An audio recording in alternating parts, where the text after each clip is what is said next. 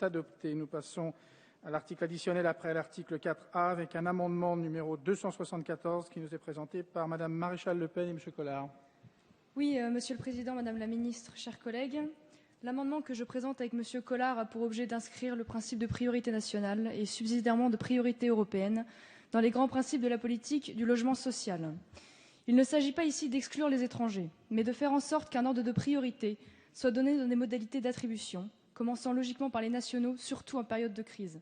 La pénurie de logements s'explique sur le long terme par des évolutions sociologiques lourdes qui ont créé des besoins nouveaux. Éclatement des familles, développement des structures monoparentales, allongement de la durée de vie ou encore accroissement global de la population. Mais il s'agit là de données rigides sur lesquelles il n'est pas possible d'agir. En revanche, il existe une variable centrale dans l'économie du logement social qui n'est jamais évoquée, c'est celle de l'immigration. Dans le contexte d'un pays ayant largement ouvert ses frontières et faisant bénéficier aux étrangers issus de pays à faible niveau de vie des mêmes droits sociaux que les nationaux, l'offre crée toujours sa propre demande. Elle fournit aux candidats à l'exil une nouvelle raison de franchir le pas, tandis que les différences de revenus avec les nationaux rendent les étrangers mécaniquement prioritaires. Dans un pays où les 2/3 des ménages sont éligibles au logement social, cela crée un effet d'éviction fort au détriment de nos compatriotes. La crise du logement n'est donc pas tant une crise de l'offre qu'une crise de la demande. En d'autres termes, on aura beau bétonner toute la France, on ne logera pas toute la misère du monde. Dans la mesure où il n'est pas question de restreindre la capacité de logements sociaux offertes, il convient donc d'inscrire le principe de priorité nationale dans les objectifs des politiques d'attribution des logements sociaux. Je vous remercie. Merci. Avis de la Commission, Madame la rapporteure. La Commission a émis un avis défavorable. Avis du Gouvernement, Madame la Ministre. L'avis du Gouvernement est défavorable. Merci. Je mets aux voix l'amendement 274 qui fait l'objet d'un avis défavorable de la Commission, défavorable du Gouvernement. Qui est pour son adoption? Qui est contre? Il est rejeté. L'amendement 275, Monsieur Collard.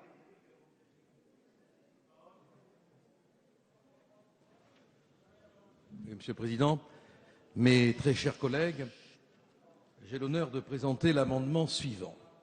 Et je pense qu'il devrait avoir un accueil démocratique. Après le 3e alinéa de l'article L. 441-2 du Code de la construction et de l'habitation, il est inséré, proposons-nous, un alinéa ainsi rédigé. Les réunions de la commission d'attribution sont ouvertes au public. Un décret fixe les modalités d'affichage ou de diffusion garantissant l'information préalable du public. Avant-hier, dans Le Monde, on lisait « Logement social à Paris, du flou, j'ai dit du flou, subsiste dans les mécanismes d'attribution ». Qu'est-ce que nous voulons tout simplement en proposant cet amendement? C'est que le peuple, concerné par les attributions de ces logements, puisse librement assister à la manière dont les choses se déroulent.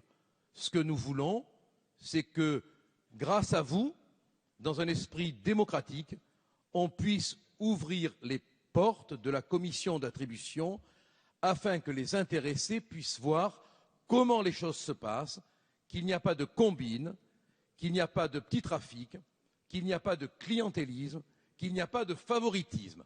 Voilà le seul but de cet amendement. Je vous remercie de m'avoir écouté. Merci. Avis de la Commission, Madame la rapporteure. Avis défavorable. Avis du Gouvernement, Madame la Ministre. Avis défavorable. Merci. Je mets aux voix cet amendement qui fait l'objet d'un avis défavorable. Qui est pour son adoption? Qui est contre? Il est rejeté.